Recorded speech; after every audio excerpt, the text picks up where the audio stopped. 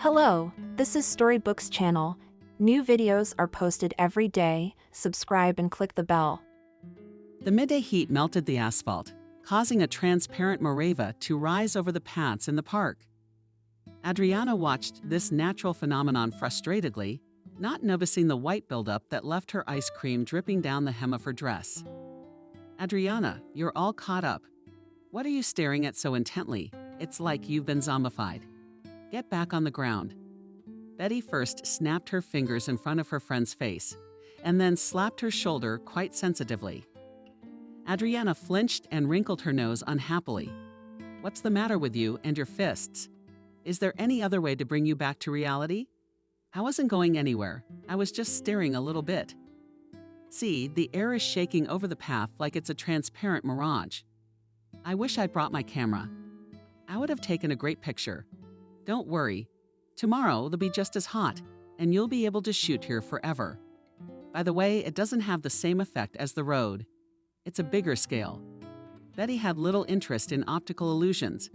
She was more concerned with real things. For example, she was worried about her friend's dress. The girl pulled a handkerchief out of her white purse. Fancy at least a little for 3 dresses. If I hadn't known you for 100 years, I'd think you were missing screws in your head. Personally, I don't give a rat's ass what goes on around me. Well, I mean, all this natural phenomena and global warming and crap. Adriana strenuously wiped away the ice cream stains, but the traces of her confusion were already firmly disappearing through the thin fabric. What are you worried about? Betty grinned, noticing the failure to remove the stain. I think you're trying for nothing. Now you'll be walking around all day. And as for what I care about at this point, I can answer without hesitation. As the famous commercial says, thirst is nothing. When there's dough, that's not what it says. I'm paraphrasing a little bit, but the point remains. You will not argue with me that for centuries everything was decided by money. And those who had a lot of it lived in chocolate. And those who couldn't save up, they lived a miserable existence for the rest of their lives. Centuries have passed, but nothing has changed. That's why for me now it's of paramount importance to provide my beloved with such a life as in the first case. Adriana playfully swiped her friend's nose with her own handkerchief. And you're telling me I'm fantasizing. Personally, I can't even imagine an honest way to accomplish your project. Your parents are just regular working people. I'm sorry, but you're not exactly a hard worker either. Betty even took offense at such a low opinion of her abilities. You're just like all the other teachers. Old stereotypes. How can they trust you with kids? You're the one who needs to learn about life, not from you. I can learn from me. And they're against it. You're right about some things though, but you're a little too starry-eyed. I got into UCLA on the first try. Adriana has dealt a devastating blow to her friend's ego. And after graduation, you're going to work in a village club. I'll say, lucky ticket. Betty raised her slender finger in triumph. Your girlfriend has outdated information, and I won't go to the force. I'll conquer my Olympus here in the capital. Betty on her face began to resemble the same body part of a fairy tale kolobok. Wanting to stretch the pleasure, the girl you can do almost anything. If you have the desire and a little money. Anyway, my mother has some old connections, and she's arranged everything in the village. I'm not going. I'm going to raise the culture here. Betty was surprised again. I don't quite understand you. I'll tell you everything on my fingers. Briefly, it goes like this. Me and a couple of other people I know decided to form a team. Field of activity, weddings, and anniversaries. That is fully organization of events with voice, vision, and photos. We have almost a complete set. What's missing is a photographer.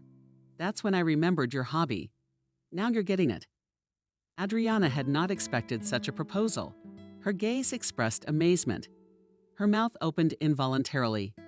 Betty was pleased with the effect. Why don't you say something? Wait, Betty, I can't say that right away. You've just thrown me off my game. What about work? I have my own class now. What am I going to tell my parents? Why don't you just sit here and think about it? I'm buying you ice cream. High heels. Betty disappeared behind the shrubs, that mossy cap on the sides of the park paths. It wasn't more than 2 minutes before she reappeared. Here you go. It's hot. So where was I?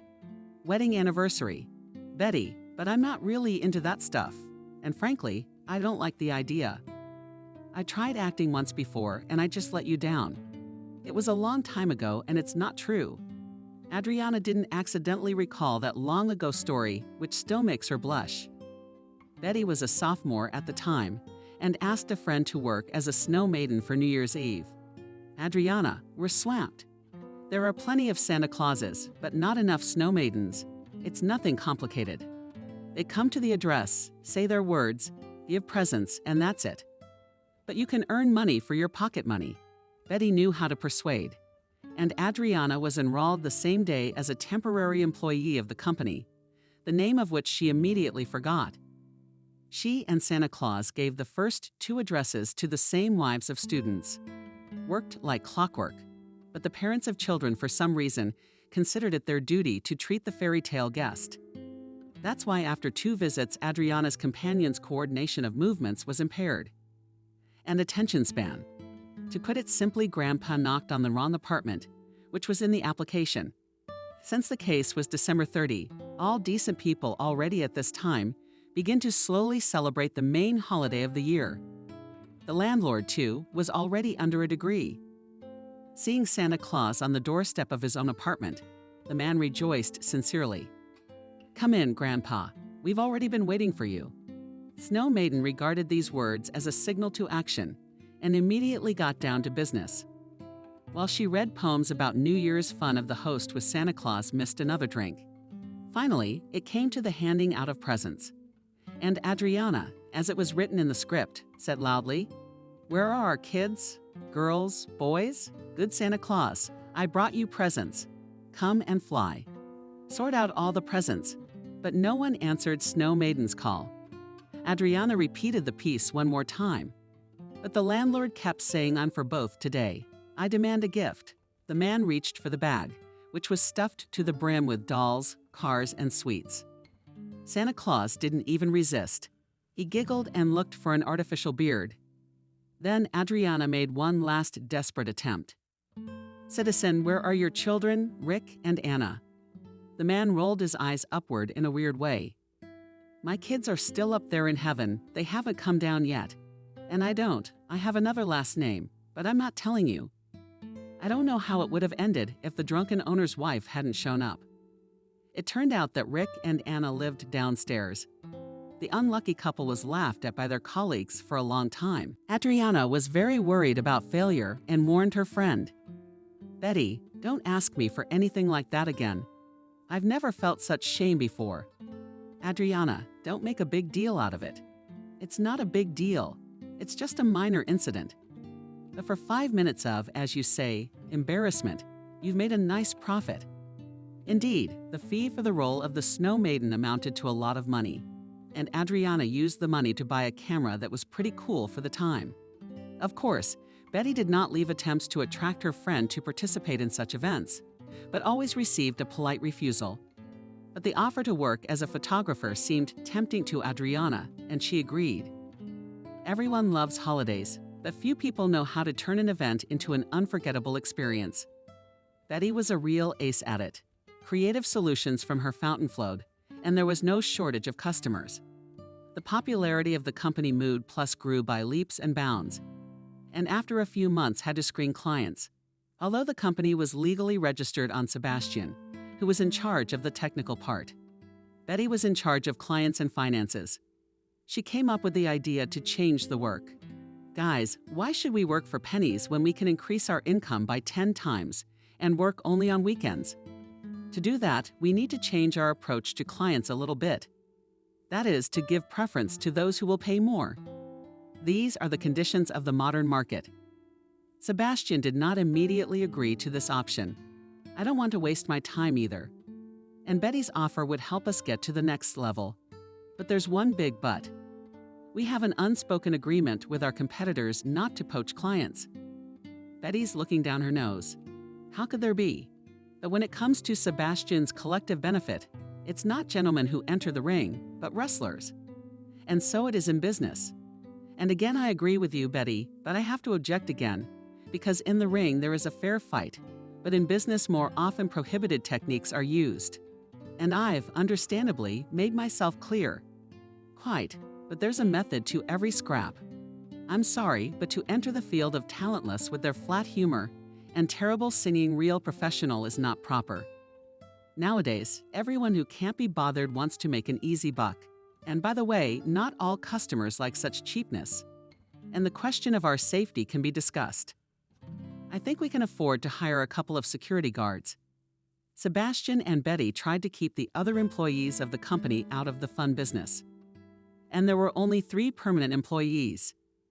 Everyone else, including Adriana, were temporary employees. She was usually warned when she needed a photographer's services, and then she showed up at events with a full set of equipment bought at the company's expense. David, the girl's father, was truly jealous of her. You're lucky. Adriana, I too, when I was young, got interested in photography, and even before the wedding housewarming party myself went.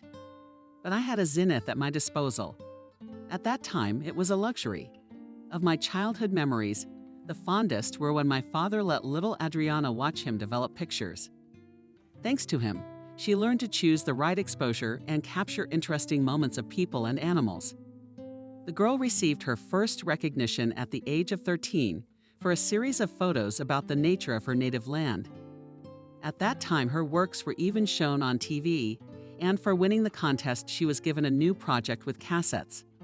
For a whole week at school and in the yard only talked about the girl's talent and her resounding. The first successes. But Adriana was not one to turn up her nose. She believed that each new victory obliged her to hone her skills. After consulting with her father, the girl enrolled in a photography studio. It was there that she was taught how to work properly with the camera. There she recognized all the subtleties of the art of photography. But Adriana liked shooting the sky with clouds or autumn trees more than wedding adventures. When she told her father about it, David thought for a long time before giving his assessment. You see, my daughter, the world has changed a lot. The values of romanticism are no longer in vogue because it doesn't pay enough, and any living person has many needs. Alas, you have to eat every day and wear something. So you have to choose between what's right and what's profitable. But you didn't choose your dad's. Why did I choose the first one? And you see how we live by the standard. Nothing extra. That's why my daughter took my advice. Try to find that golden mean, because on one altruism today will not last long. The meaning of this truth Adriana realized fully only a year after that momentous meeting with Betty. Within a few months of working at Mood. Plus, she was so involved in the new business that she could not imagine how her life would have turned out if she had not accepted her friend's offer. And that's what made the girl make the choice. Although she liked working at the school, and she really loved children, but she wanted something more. At weddings, she caught with a camera. The most touching moments of the first day of married life of complete strangers, and in her spare time and filmed what brought creative satisfaction. When she told her father she decided to leave school, David wisely said, "You're an adult, and it's your decision to make. The only thing I can advise you is to think carefully. Sometimes a person commits a rash act and then regrets it for the rest of his life. I don't want you to regret anything. But in any case, Adriana, you can always count on my support." But there was one other person who was always there for her. That's Sebastian. The head of the company was 10 years older than the girl, so she always listened to his advice. True, from the gaze of the ubiquitous Betty, and alluded that the head of the firm did not just sympathize with Adriana. A friend. Don't you notice the way Sebastian looks at you? I feel sorry for him. Although Adriana could see that the chief was paying a lot of attention to her. She wasn't considering him for a date. Betty, you're exaggerating as usual. We have a purely working relationship. Sebastian is a very decent man. Adriana, are you a fool or are you pretending to be? Decent people also want to love and be loved. But if I don't like Sebastian, what can I do with myself? Then at least have some decency. Respect him. Otherwise, when he shows up, your face looks like you've swallowed a lemon. Adriana didn't like her friend's tone or the subject. Betty, why are you hiding for Sebastian's fate? You should be the one to take charge of him. He's imposing a bow on me, but he's not my type of man. Her friend looked at Adriana with a look that made her hot. Like you're 17 years old. In a couple more years, you and I will be out of circulation. Men are more attracted to young girls. And those over 25, they pay attention to them on a sporadic basis. That's a fact. Number 1. And about Sebastian, I'd love to take care of him if I was in his circle of interest. It was the first spat between childhood friends. For a while, they tried to keep their distance. And the resulting rift grew larger every day. One day, Sebastian invited the girls to his office. The girls received an unusual order from the wedding elite in style. What do you think? We are up to the task. Betty, without hesitation, said, "It's not even worth the trouble." Sebastian, you remember we've done something like this before. This is an unusual case. The client wants to fully, that is, to reflect the era a la 70s. This means that everything must correspond to that time. The entourage of the kitchen, the music, and he even wants the photo in black and white. We can do it all. I don't want to miss out on a job like this because it's a very substantial amount of money. Betty answered readily. There will be no difficulty on my part. Sebastian turned to Adriana. What does our photographer Sebastian Illich say? The task is difficult, but doable. I understand that the client wants total immersion, not stylization, as is common today. Well, yes, he even emphasized it several times. Then I'll need period equipment, film, and more. The first item is fine because my father has a live Zenith camera. It's a professional camera in working order. But there is a problem with the film. I think we will address this issue. I have collectors among my friends who are obsessed with the Soviet era.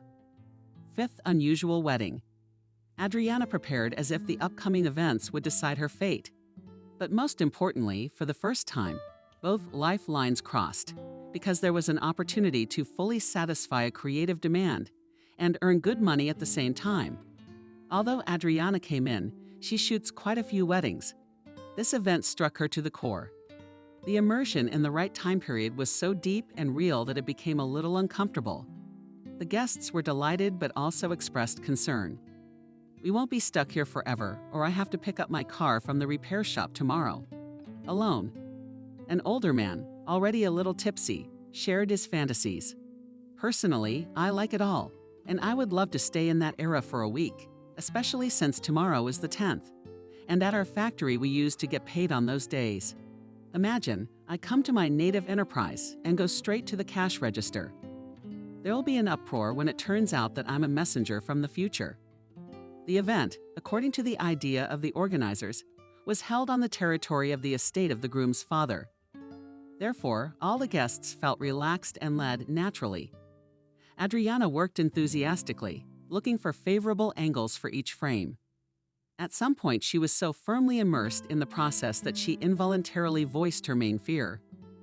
Man, I wish I hadn't accidentally exposed the film. This kind of footage. The girl did not expect that her cry of the soul would be heard. She shuddered when a soft baritone asked her where you, our dear photographer, got this rarity. The girl turned around and saw a young man with a hippie hairstyle in front of her. The guy was wearing a jacket in a large plaid, provocative green color, and pants, didachku. He was looking at the machine in the girl's hands with interest. The appearance of the young man Adriana somehow seemed ridiculous, and she laughed out loud. You accidentally did not run away from the set. The guy parried the young lady. I could ask you the same question. Adriana cast a fleeting glance at her second leg dress and almost choked with a new fit of laughter. The young man grabbed a glass of lemon from a nearby table and held it out to the injured woman. I really don't want to lose you in the first minutes of our acquaintance. Adriana took the couple sips. Have we met? I don't recall a moment like that. Unless we crossed paths in a previous life. The young man supported the joke. That's right. I didn't realize it at first. Why was I drawn to you so strongly? At first I thought that the Earth's gravity began to work in a different direction. Then I realized it was my past that was to blame. It's just a pity that everything has been erased from my memory, so I'll have to start all over again. Wouldn't you agree? The game of the past fascinated Adriana, and she readily answered yes, I'm Adriana. The guy in the plaid jacket gently shook the girl's outstretched hand. "Kevin, I would like to kiss your hand, but such a liberty may be misunderstood by you and the people here. I hope to have the opportunity to do so again in the future. After all, fate has not accidentally tied our paths in such a knot at this wedding. By the way, the happy newlywed is my best friend." The velvet voice of Kevin acted on the girl like hypnosis. She agreed with everything her new acquaintance said. Adriana was so engrossed in the conversation with her new acquaintance that she forgot about work. Betty was watching the couple closely from the side. "I think so. My girlfriend got caught in the net. We have to save the day." Kevin tried to cheer up the girl as much as he could. He sprinkled witticisms and decent anecdotes. Adriana responded to each pearl with whistling laughter. She was so engrossed in the conversation that she completely forgot about the terms of the contract with the customer. Betty decided to be indecent. She stood at full height in the middle of the path where the young men were strolling leisurely. Politely, but firmly enough, she asked her companion, "Do you mind if I deprive you of the company of this lovely young lady for a few minutes?" Kevin, in the same playful manner, replied of course, but only for a couple minutes. Betty took Adriana aside. "Adriana, get on with your work, otherwise you are letting the whole team down. What's wrong with you? You just take one look at this handsome man and don't even dream about it. He's not your type. You know him. All I know is that his parents are rich. However, this wedding is only for high-flying birds. Go on, get to work." Betty was fixing Adriana's hair for some reason, and she felt her friend's hands trembling. It was the first wave of thawing after the unpleasant conversation. But Betty wasn't the only one who was disturbed by Adriana's new acquaintance. Sebastian also watched with pain and anxiety as the girl, whom he secretly loved with all his soul, was being groomed by an impudent major. The romance of Kevin and Adriana developed so rapidly that the changes in the behavior of his daughter noticed and David. "Adriana, what could have happened to make you walk like a moth? Of course you can, and I'm not privy to heartfelt secrets, but I'm worried about you." The girl kissed her father in the field. "Now I know what happiness is. I can even taste it, and I'm not going to hide anything from you because you're my best friend. I think I've met the one person every girl dreams of. That's pretty much it." David was expecting something like that, but for some reason, it didn't make him happy. "I'm not going to lecture you, but I'm worried about your mood of universal joy. Isn't it premature? You can't just trust your first impression of a person." "Oh, Dad, you're telling me all kinds of horrible things you're going to tell Mom." For your information, psychologists, on the contrary, believe that first impressions are the right ones. Kevin is a well-educated young man with proper manners. He makes me feel so at ease with him. That's why, as you noticed, I fly like a moth. And love not only opened the girl, it became a source of inspiration for her. Light-hearted summer smoothly turned into a thoughtful fall. And Adriana wanted to convey this unusual mood in her works. She spent whole days in the neighborhoods of the city, looking for interesting places for shooting. And Kevin accompanied her. Once a young man jokingly remarked, "I am your faithful to the cameras carries." However, by modern standards, this is a very honorable role. Someday, many years later, I will accidentally find myself at the exhibition of an unknown artist and see familiar landscapes. Why unknown, Kevin? Where will I be many years from now? The confusion lasted no more than a few seconds. Kevin had a knack for quickly extricating himself from the most awkward situations. "My baby will always be with me. It's a done deal. High up in the sky, and the exhibition is years away. Can't you imagine? It's a whole detective story. Your work will be appropriated by another man, and you will be kidnapped, but I'll recognize your pictures and help the investigation. It's called getting away with it. I don't like your story, but I'll forgive you for once." Kevin knelt down. "My queen. I will try harder from now on and be sure to shine with my talent." Adriana laughed heartily at Kevin's every joke. It seemed to her that their whole future life would consist of such sweet moments. So she didn't pay much attention to the conclusions of Betty, who had taken the initiative to gather information about her lover.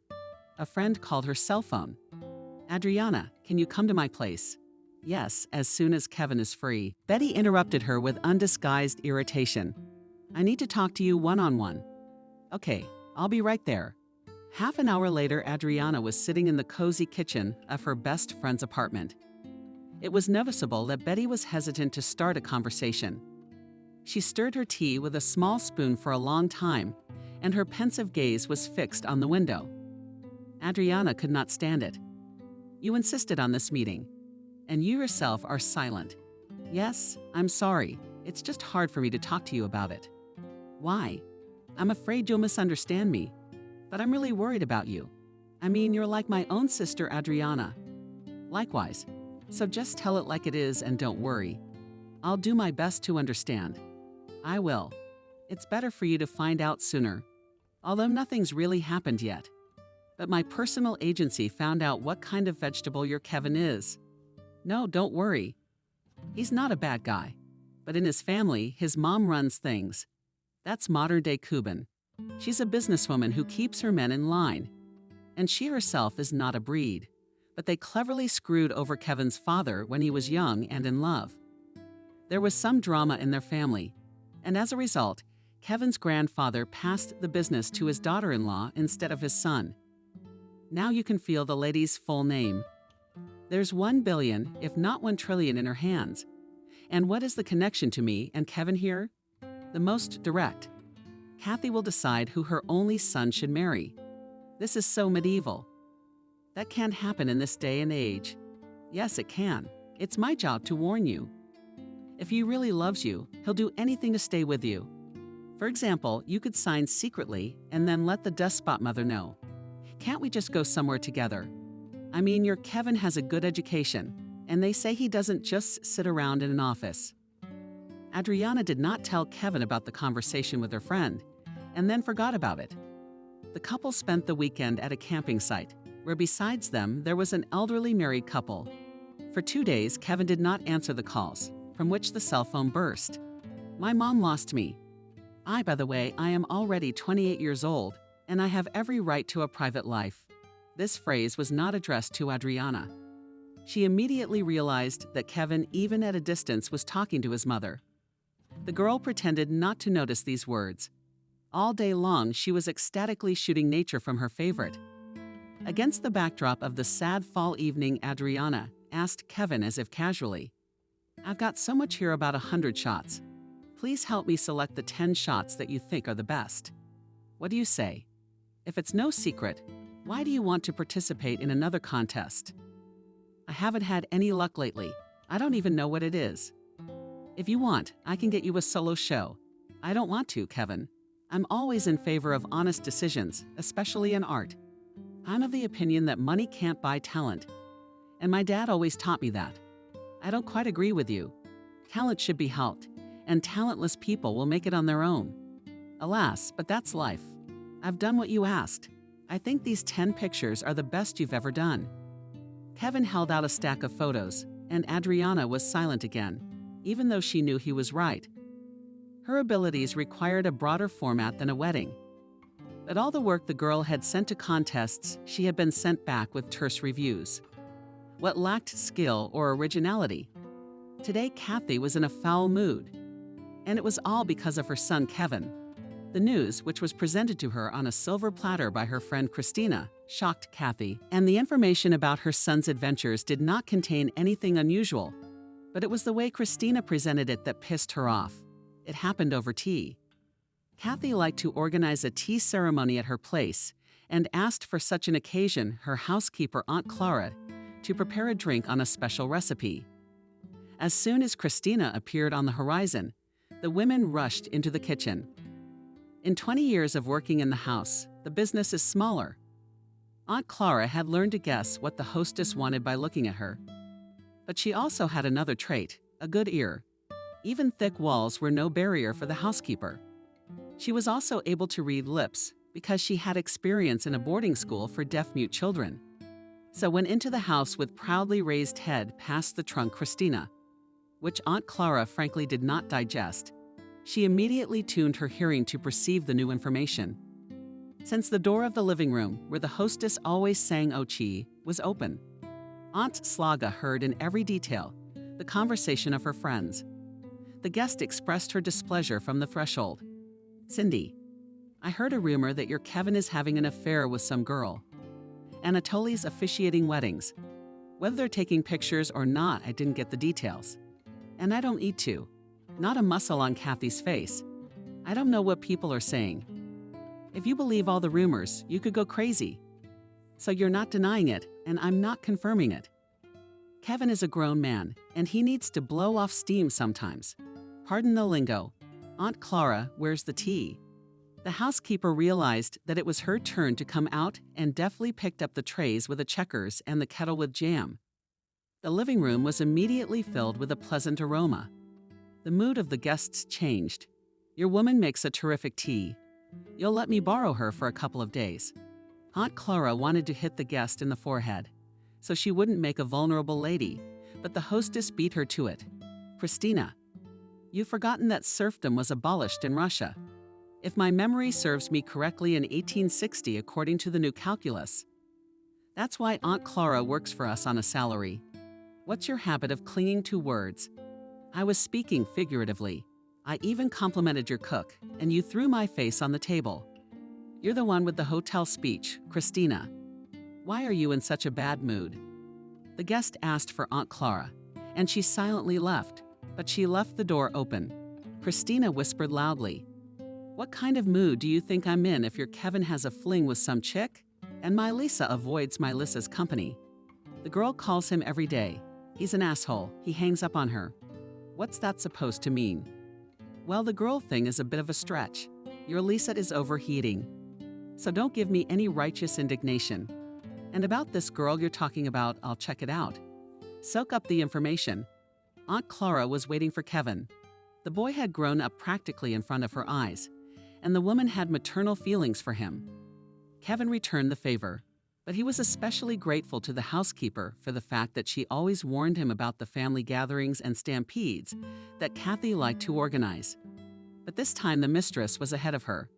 She first spotted Kevin's car pulling up and went out to meet him, which had never happened before. Although Aunt Clara was very worried about Kevin, curiosity got the best of her. It's gonna be episode 2 of Santa Barbara, and it's a shame the kid's gonna ruin his son's life. But contrary to expectations, the employee's house. Kathy affectionately asked her son about his business. Kevin gave a brief report on the current situation in the company. He was about to leave, but his mother stopped him. "I hear you're seeing a girl." Kevin was confused. "Is it forbidden? Why do you have to get all needly on me?" "I just feel bad that I'm the last to know about such an important change in my son's life." "Tell me who she is, what she does. Or are you just hanging out with her to pass the time?" Kathy tried to speak casually to get her son to talk frankly, and Kevin immediately took the bait. He sat down next to his mother and began to tell her about Adriana. By the look on his face and the words he used in his speech, the woman realized that the son was head over heels in love with this unknown Adriana. "I hope you will meet your father, your chosen one."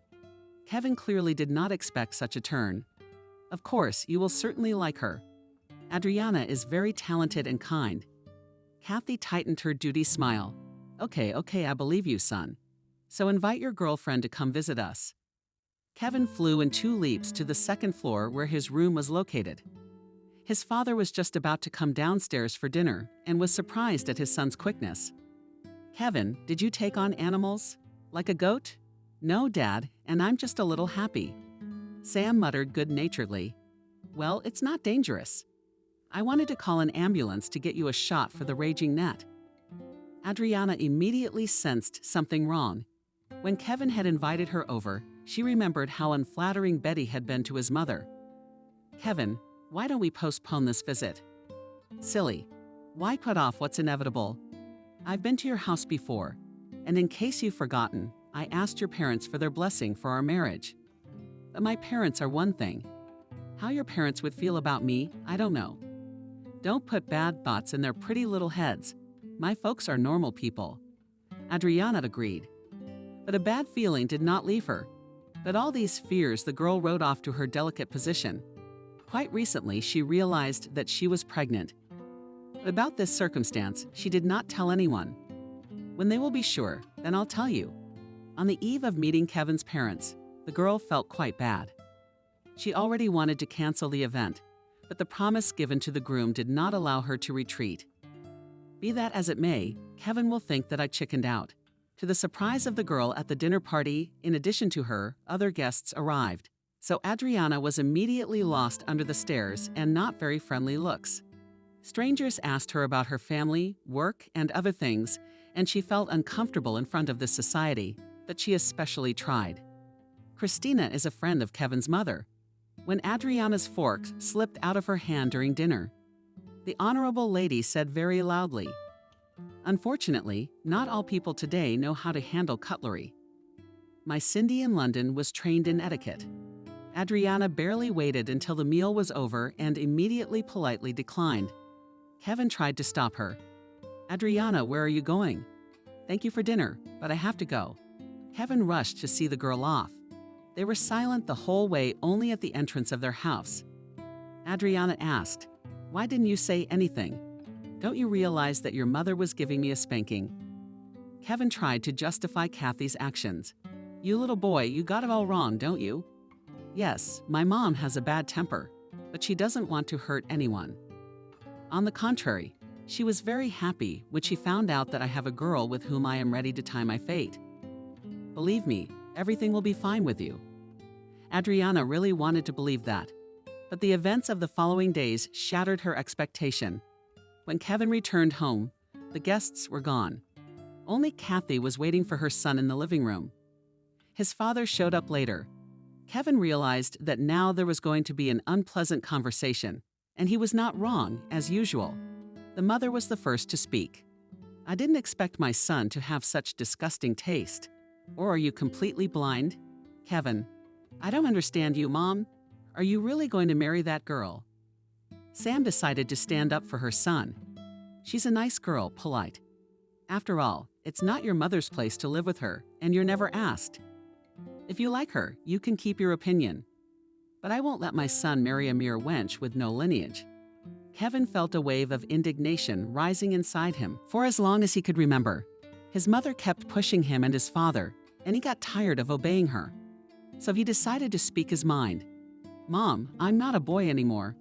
No one gave you the right to humiliate the girl I love, and even under your pressure, I won't back down.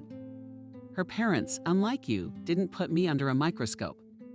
They accepted me as family and blessed us." Kathy abruptly got up from the couch, and the tea utensils with a clinking sound rolled on the glass surface of the coffee table. "And they wouldn't be happy to get such a son-in-law for the poor. This is unprecedented luck, a fairy tale." Sam tried to get a word in edgewise again. "Cindy, why would you do that? You don't even know the girl's parents, and by humiliating them." "Sam will shut up too. This place is sick enough without you, and you're making your remarks. I've said my word. If you go to the registry office with this Adriana, I'll take everything away from you, Kevin, so you'll realize that I don't throw words around. Give me the car keys and the gold card." Kevin was about to reach into his pocket for the keys, but imagined how he would get to the office tomorrow on public transportation with the card. He didn't feel like parting with it either, and his righteous anger, caused by Adriana's mother's unfair attitude, quietly hid somewhere in the corner of his soul. His father watched his son in silence, expecting him to act like a man. But Kevin stood in front of his mother in indecision. His head slumped. Sam stood up and spat under his son's feet. Wimp. Adriana waited for Kevin to call, but the phone was silent. 2 days passed, but the groom did not give Lissa any signs. This state of affairs did not suit the girl, and on the 3rd day she called him herself. Kevin answered right away. His voice was full of joy. "Abby, I'm glad you called. I got a full zoo at work. I wanted to call you yesterday, but you don't have a minute to spare. How's your time?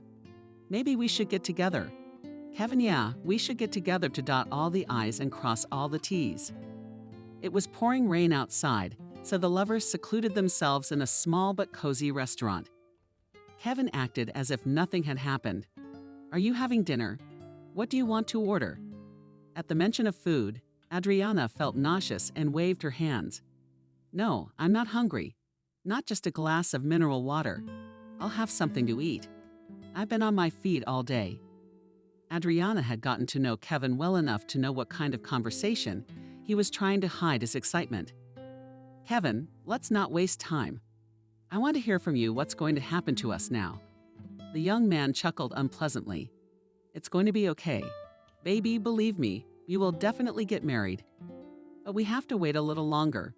The girl could not believe that these treacherous words are said by a man who only a few days ago was for her the standard of a real man.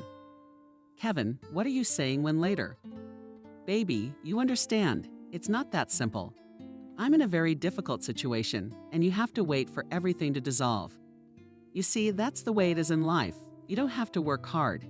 Kevin, I get it. I wish you happiness. And your mom too." Adriana could barely hold back her tears. The resentment was burning her heart, and she hurried home to give vent to her tears and despair. But no sooner had she crossed the threshold of the apartment than the doorbell rang, and Kathy stood in front of her with a haughty look. "I can enter your chambers.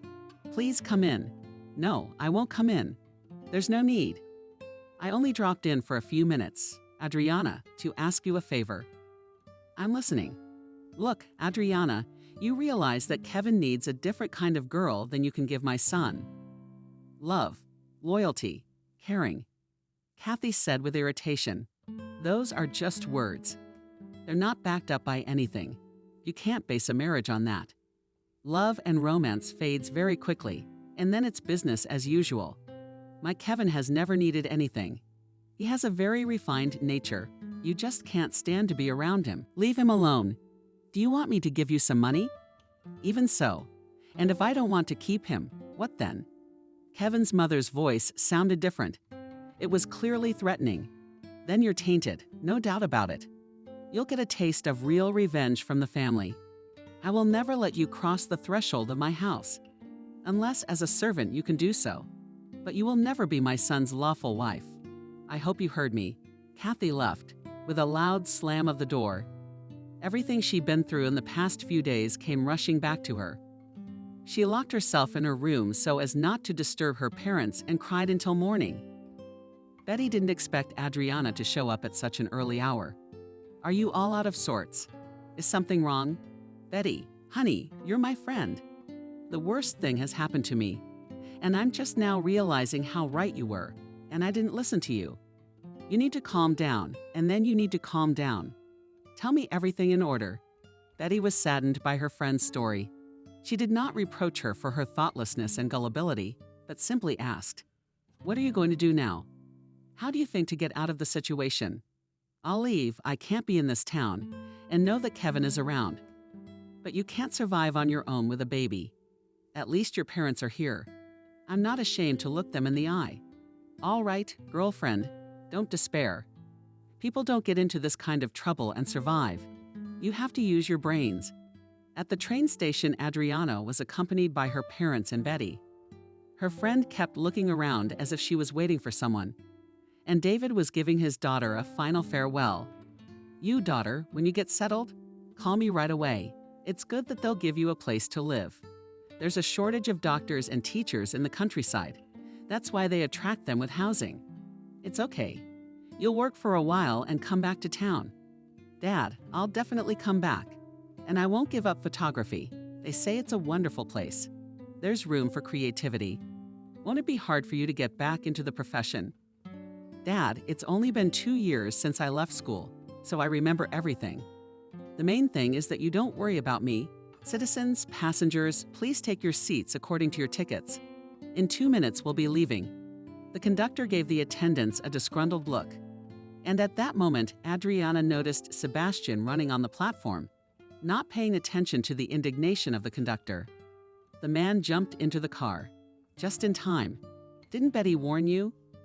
"No. What did she have to warn me about? I decided to take a little train ride. I'm in for a miracle, too. You don't mind my company."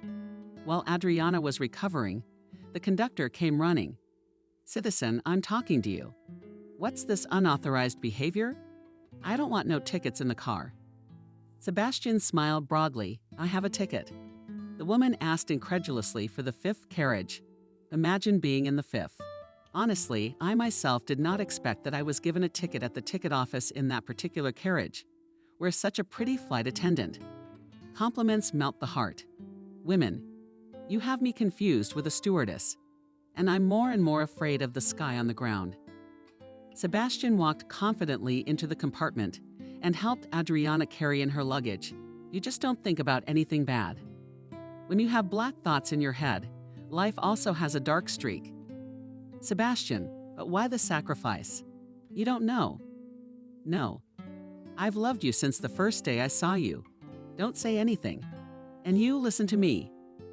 I don't want anything from you, and I'll never interfere in your life if you want me to. You're hounding me. But as long as you're in a difficult position, I have to protect you. I think any decent man would do the same. The train picked up speed, taking Adriana to the unfamiliar town of Chodova. She didn't know what awaited her there, but she believed that all troubles were in the past. And she also thought about the fact that she was running away from her failed love. But by pure coincidence, Sebastian, who has been in love with her for a long time, is next to her.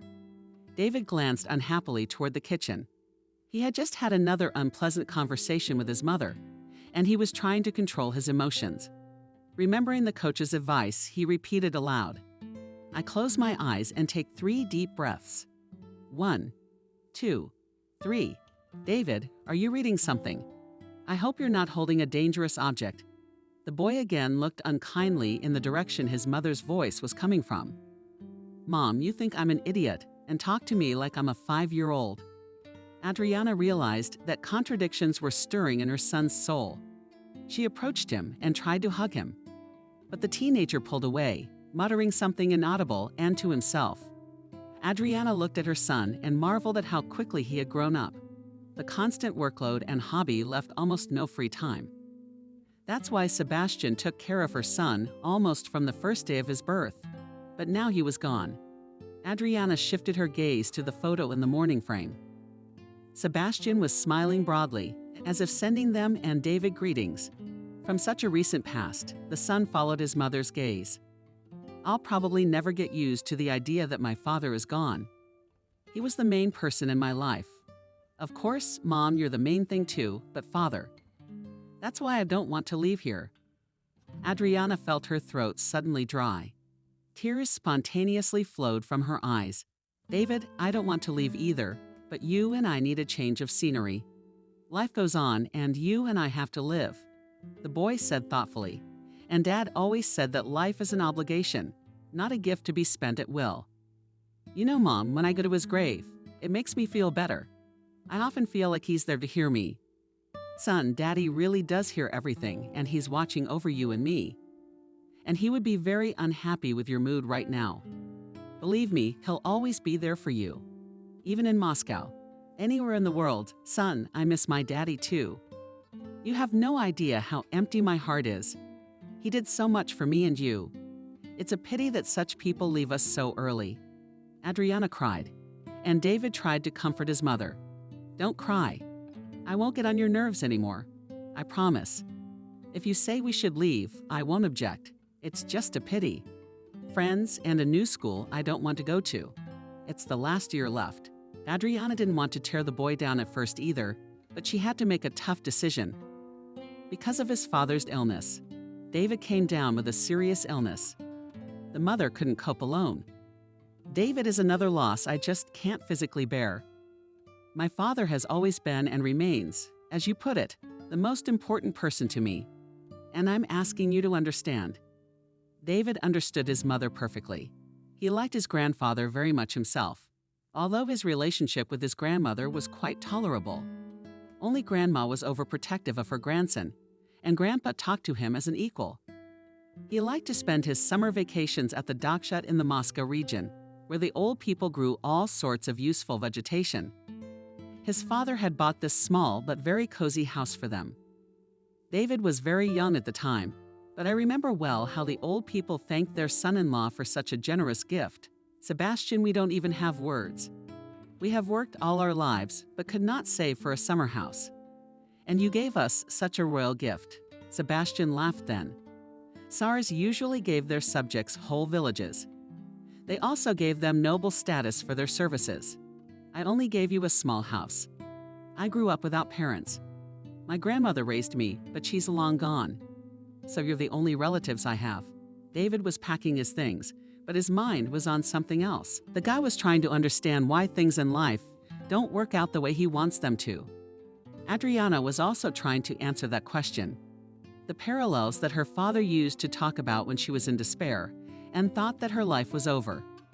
Sebastian appeared. He left the capital for her and moved to the provinces. When he found out she was going to have a child, he did not hesitate and said, "You can rely on me. I will never hurt your child, and I will treat it as my own." Sebastian kept his promise. For the first time in Chudovo, they lived as ordinary neighbors. They married when David was 4 years old. Only after Sebastian's death, Adriana realized that the years lived with him were the happiest. They say that misfortune comes from where you don't expect it. Sebastian had always maintained a healthy lifestyle. He ran every day, went to the gym, and took up residence in the winter. There were his successes in business, so the family lived large. But one day, the man returned from a business trip with a high fever.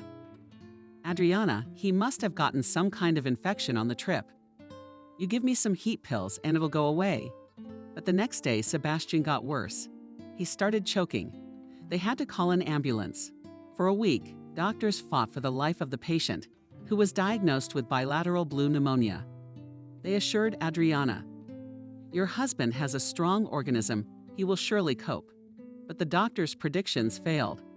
On the 5th day, his kidneys failed, and another 24 hours later, Sebastian was gone. When Adriana got the call from the hospital, she couldn't believe it. How could it be? There must be some mistake. The doctor said that the man was a strong organism, but here it was a banal pneumonia.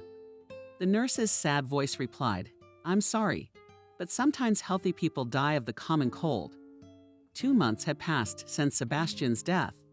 Adriana Lisa couldn't get used to the fact that he was gone. Everything in their spacious apartment reminded her of him. A favorite chair in the living room, a small gym on the loggia, even room slippers.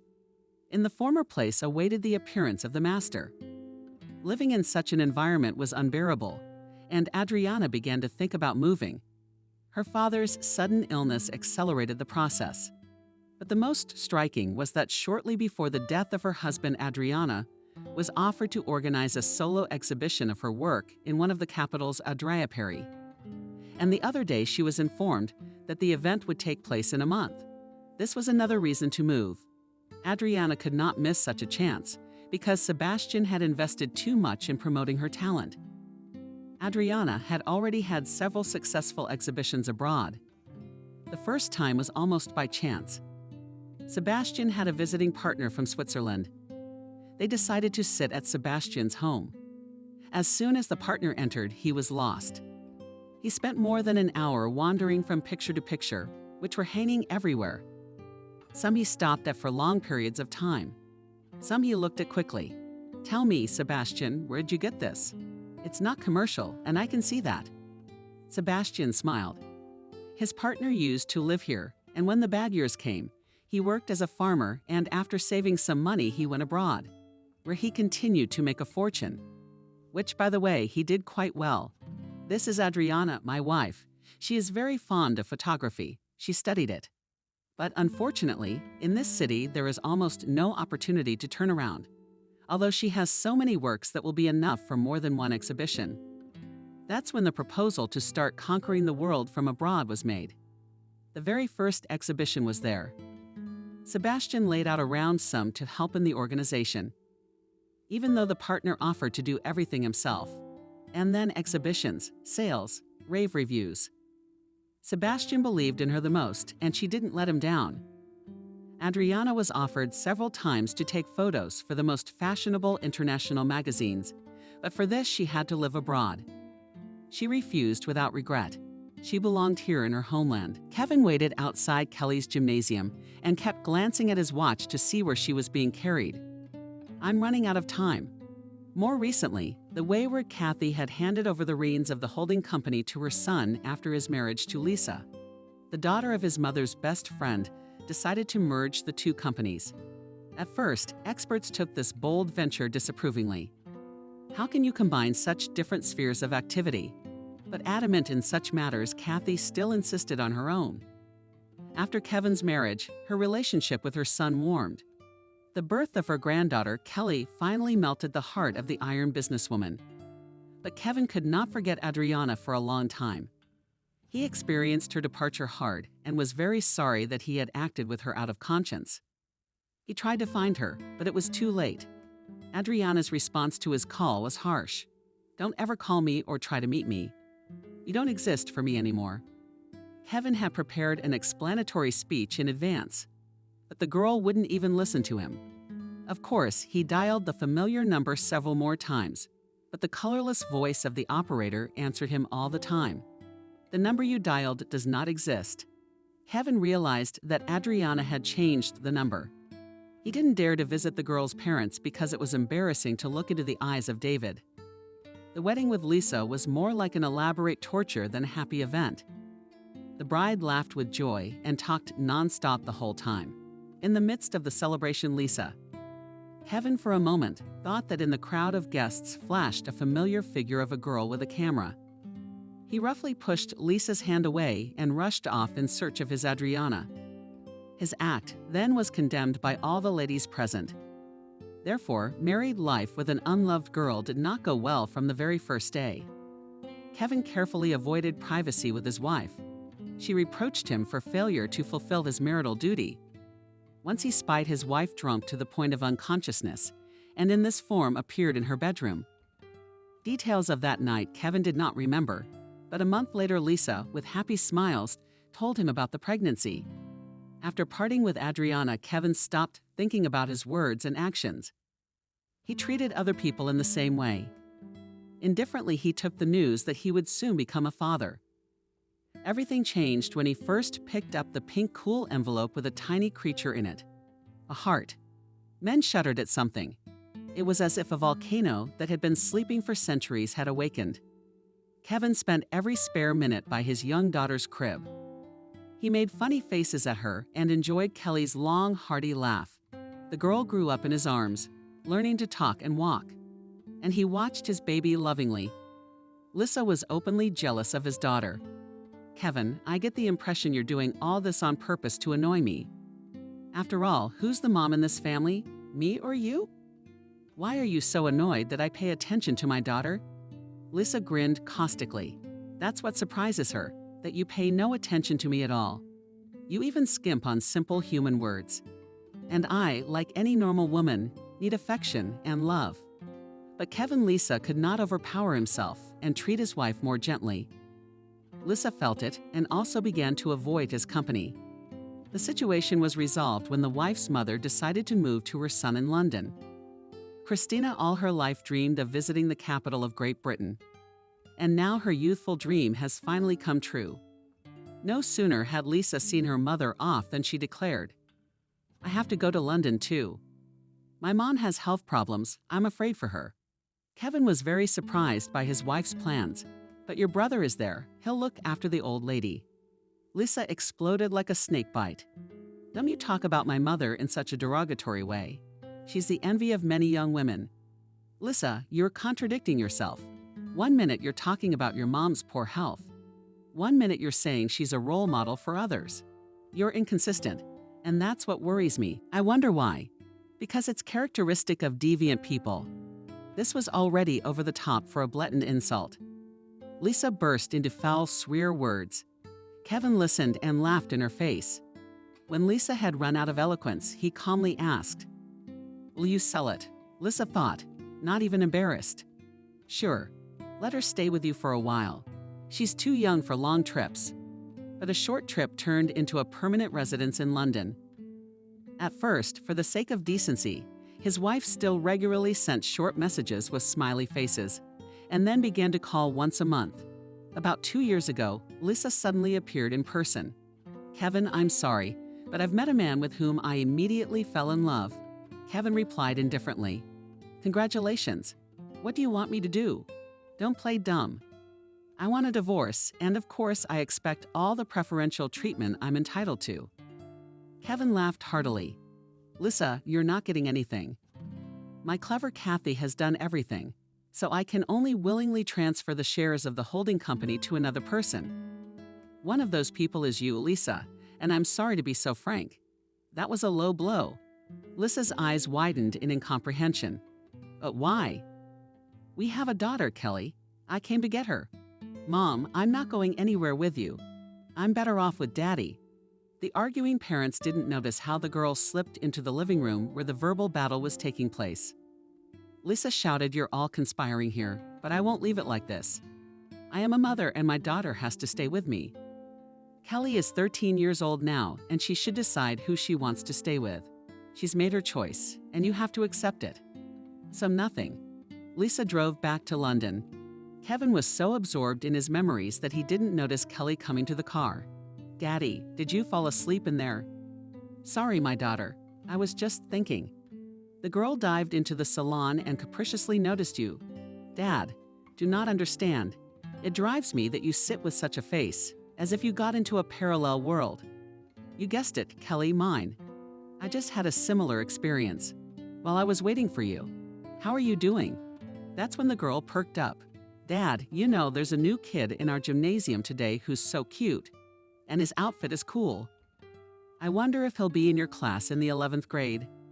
The girls told me in confidence that he has cool parents. What I don't get is how a dude from the suburbs has cool parents.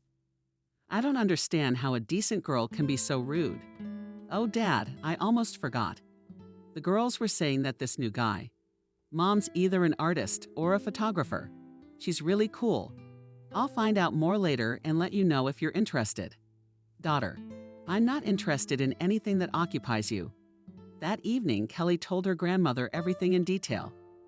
But Kathy was not at all interested in the unknown boy from the province, and she did not pay much attention to her granddaughter's words. David liked it very much. In the new school, his peers unexpectedly well received him, and his manner of dressing played no small part. A long time ago, 3 years ago, maybe more, when David was going out for a walk, Sebastian stopped him. "David, where are you going?" "I'm going for a walk.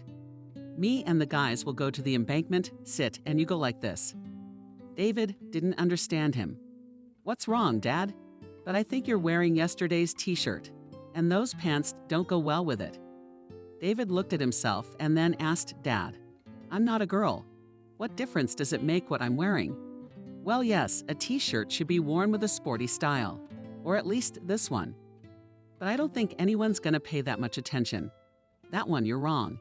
I've always said it's right to treat a man for who he is on the inside. But if you remember the proverb, it starts with the clothes on your back. Think about it. Maybe you should meet a friend or girlfriend in your life today. Well, here are the most perfect ones, but they will pass you by because a person who disrespects themselves and their appearance may treat others the same way. You and I both know that's not true, and you're a good person, but they don't know that yet, right?" David thought a lot about that conversation. Sebastian had managed to convince him that a man should look decent at all times, not just when he wanted to. The guy didn't become a stylist, but he'd been trying to dress up ever since, stylishly fashionable. It turns out that it was not so difficult. Plus, his innate taste helped him a lot. The 2 weeks he'd already been going to his new school had flown by like a day. Yes, the guys in the capital were much more liberated. But David had long ago decided for himself that he had his own life line. He would not try everything just to seem cool. He had Sebastian in front of him. He has his grandfather. And both are worthy examples. When the class realized that David wasn't going to buckle down just to be on good terms with everyone. Logically, he should have been bullied. But that's where it made a big difference.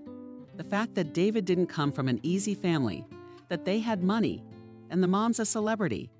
It seemed that David was more fashionable, smarter. And if he's rich, he's cooler. And the cooler one dictates the rules. Except David wasn't going to dictate anything. It turned out there was no one to fight with. So the guys just accepted David for who he was. They also respected him for having his own point of view, for knowing what he wants. "Kelly, you're gonna break your eyes." Lisa stood next to her friend and looked at her mockingly. Kelly flinched. She hadn't noticed Lisa walk up. "What are you talking about?" "I was just thinking." "Of course you were. and all your brooding centered on the new guy. God, what's wrong with that? It's not like he's a freak to turn your back on. Besides, I've heard the guys say he's real, not an upstart. Well, I don't know how he's not an upstart like that. Lissa, are you crazy? How many times have I told you to watch your fashion sense a little bit? Why? Let other people do it. They're paid to do it. Lisa came from a very wealthy family. Her mother had a chain of large outliers that brought in a good income, and her father was a car salesman. When the mother realized that it would not be possible to instill taste in her daughter, she simply hired someone like a nanny who kept an eye on what the girl wore. How does that count? Yes, the money is not small, but some was necessary because the girl was not distinguished by special beauty, but the opinion, or rather self-importance, above the roof. Although, Lissa looked thoughtfully at David, who was standing at the window and talking to another guy. You're right, of course, he's very interesting. Kelly had always been a fun person to be around, and not just in class. In fact, she liked to experiment with things to keep her from getting bored. And she had an amazing ability to keep others involved and entertained. One thing that pleased Kevin was that so far these entertainments had been harmless. She gave Miranda a sly look. Lissa, let's get to know him better. Take him on a tour, tell him about Moscow. Are you crazy? Not at all. She grabbed Miranda and dragged her towards David, who was already alone. Lissa looked at her friend with frightened eyes and even forgot to resist. Hi. Kelly looked at the guy defiantly. David smiled. He had noticed this pretty girl a couple of days ago, and something told him that they would meet soon. And the girl just had a kind of cheerful, fun-loving vibe about her. How are you? We wanted to offer to take a walk and show you Moscow. Well, the most interesting parts of it, if you haven't already seen it all for yourself. Yeah, I kind of know Moscow. My grandparents live here. There was a look of disappointment on Kelly's face. He immediately added, but only at the level of a tourist. It is clear that I may not know about the existence of interesting places. Anyway, they got to know each other, got to talking. The change was big, but Kelly didn't even notice how the time passed. The bell rang, and the girl turned around looking for her friend. But Nikki wasn't there. David said, If you're looking for your girlfriend, she oriented herself back at the beginning of our conversation. Kelly sighed. Now she's going to take offense. Now she's going to take offense to what? She left on her own. No one chased her away. Kelly smiled. Okay, I'm going to run. David wanted to stop her to ask when the tour would be, but Kelly was already gone. He just shook his head and smiled. What girl? Lissa looked at Kelly with angry eyes. Nico, why did you run away? Kelly pretended to be genuinely interested in the question. Nico hissed angrily. And it's like you noticed I was gone. Lissa, don't start, but Lissa turned away resentfully. At another time, she would have even made sure to disgorge her. But now she didn't feel like it. She wanted to think about David and only him. For the rest of the day, the girls never made up. Kelly didn't insist. She could see Lisa was angry. After class, they went outside by the porch, shifting from foot to foot. David. Kelly, she waved cheerfully. Her dad was supposed to be waiting for her outside the gate, but she couldn't leave. Not without talking to David as well. Daddy, I'm going out with the girls tomorrow. What's that for? Tell me where you want to go. The driver will take you. But no, Daddy. We want to wander around old Moscow, give ourselves some kind of tour. Kevin wanted to be indignant, but then, looking carefully at his daughter, he suddenly smiled. I'd like to ask you one thing. If you're not going to walk the new guy, Kelly blurted out. His name is David, and not to walk him, but to show him the city. Realizing that she had given herself up, she clung to her father. Daddy, he's so nice, so serious. He's new to the school, and already everyone respects him. Very interesting. Well, since he's all so positive, maybe after the tour, you'll come over for a cup of tea. Kelly shook his head apprehensively. No, I know for a fact he won't go. Besides, why would he? I mean, we've only just met him. You know, Dad, he's a bit like you, isn't he? He's just as nice. Kevin could barely keep a straight face. I thought to myself, God forbid he should be like me. He'd been thinking about Adriana a lot lately. I wondered how his life would have turned out if he hadn't been so cowardly. Perhaps he would have been happier. But then he'd have nothing. On the other hand, maybe Kelly would have been born to him and Adriana. Mom hadn't made any more attempts to marry him after he'd been dumped by his nondescript wife, her protege. And lately, Kathy seemed to have calmed down a bit. A little tired, maybe. He let Kelly go, but before he did, he tried to gently remind her that she was still a child. But Kelly laughed back. "Daddy, what are you talking about? I know everything. And I need you to understand that David and I are just friends." Okay, I'm glad you're smart. And David did invite us over for a visit. You know, like this weekend. I need to know who my daughter's friends are. Adriana and Betty were sitting in a coffee shop. Adriana, you have no idea how happy I am for you, and I'm so glad you're back like David. You know, Betty, when we got here, I was kind of scared. But the more we've been here, the more fun Dad's been. Mommy says it feels like we're on his medication. Betty said seriously. Do you really think it could be any other way? The medicine is you, David. Is that all the joy he has left in his life? Parents don't get any younger, you know. Yeah, I get it. It's just so hard to realize. So how's David? How's he doing at his new school? Adriana's revitalized. You know, I was so nervous about the last year of school, with the age of transition and all that. But it's going surprisingly well. He's excited about school, about his classmates. And the best part is, he's got some girl there. They go out almost every day. She shows him around Moscow. David says she's not only smart, but she's insanely beautiful. Wow, isn't it a little early? She laughed next.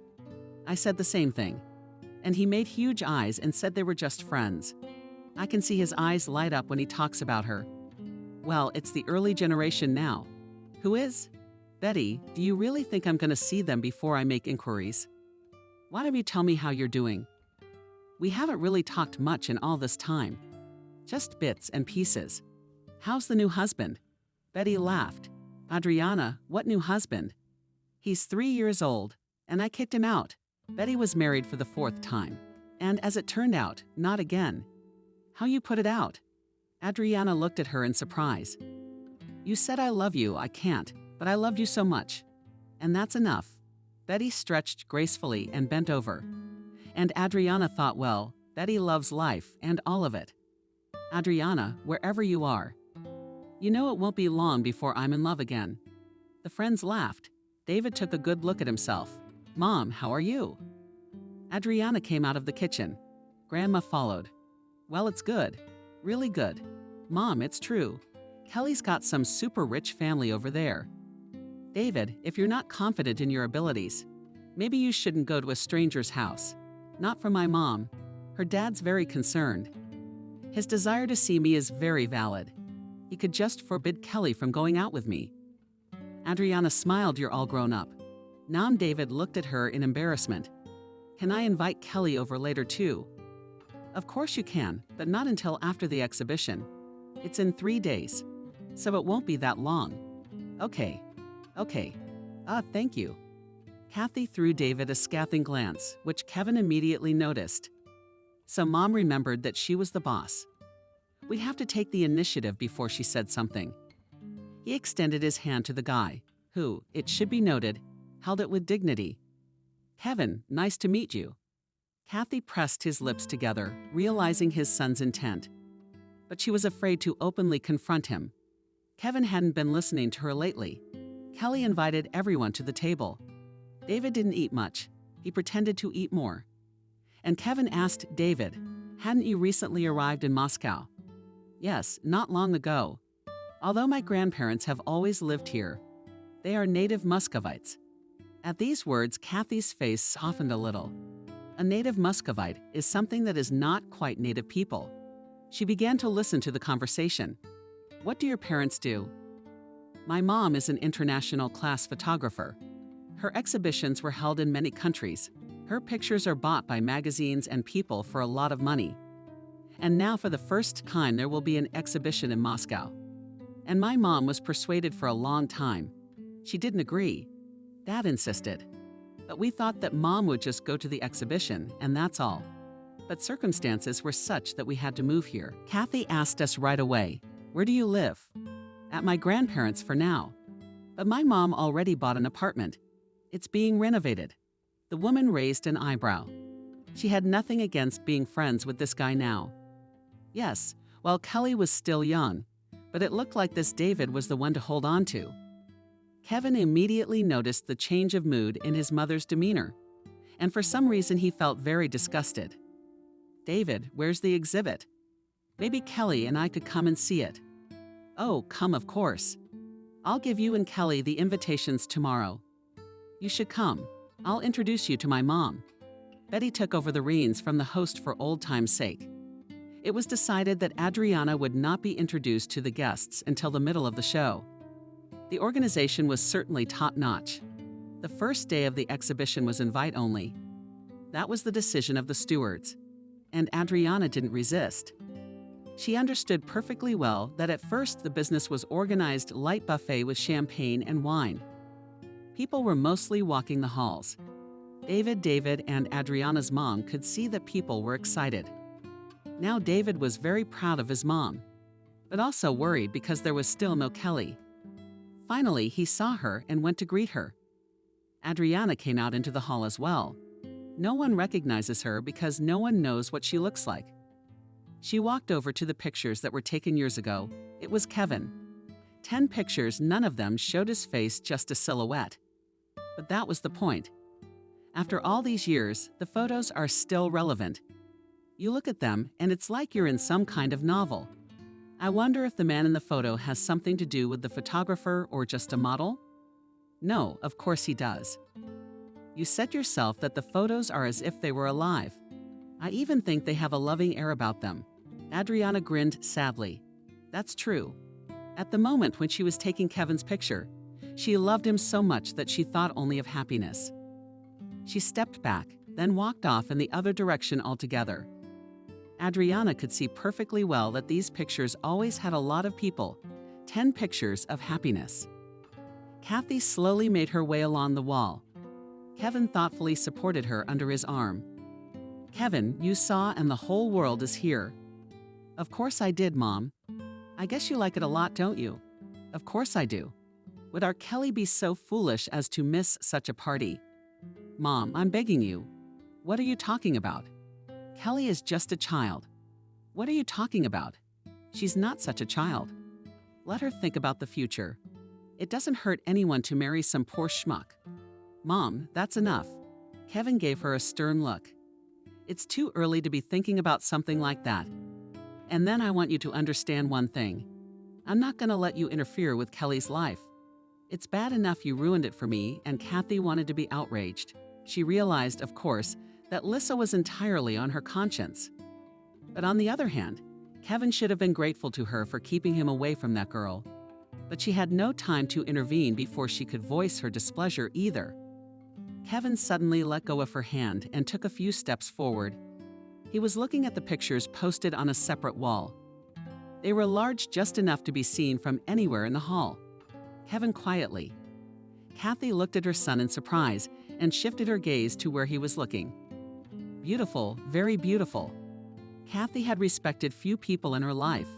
Few people she praised. But these pictures stirred something in her soul. But the more she looked at them, the more she was disturbed. "Kevin, I don't understand what's wrong here." "Son, what's wrong with you?" Kathy, but she saw her son turn pale. "Mom, do you know who's in these pictures?" "No, of course not." "How would I know?" Kevin didn't notice Kelly and David walking up to them. No one saw the kids yet.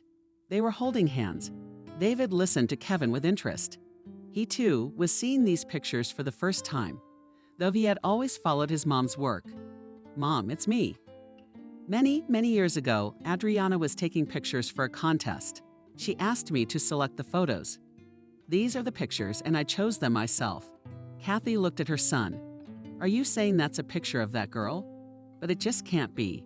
She was a simple person and would never have achieved anything. I can see right through people." Kathy was frantic when she thought of Lisa, but then she went on. "What's there to guess?" She turned to David, who stood with an impenetrable face. "David, what is your mother's name?" Only then did she realize what a stupid thing he had said. To come to the exhibition without even asking who the person who had done all this was. My mom's name is Adriana. Kathy stared at David in silence, uncomprehending. Kelly let go of the boy's hand, and Kevin just turned pale. Adriana stood with Betty. Adriana, you're doing great. I thought people were just going to show off to each other today. But after 15 minutes, everyone was looking at your work, and they were talking about it so much. And those old photos over there are always crowded. Look, there's an argument going on right now. David and his Kelly there. Adriana turned that way and suddenly stopped. Her son was standing in front of his own father and the hated Kathy. Oh, Betty, I have to go over there. David, there's Kevin and his mom. Betty darted her eyes. How? But Adriana was already rushing over there. Her mind was blank. The last thing she expected was to see people she would rather never see here. She walked over and stood behind Kevin and Kathy. The woman was still indignant. This can't be happening.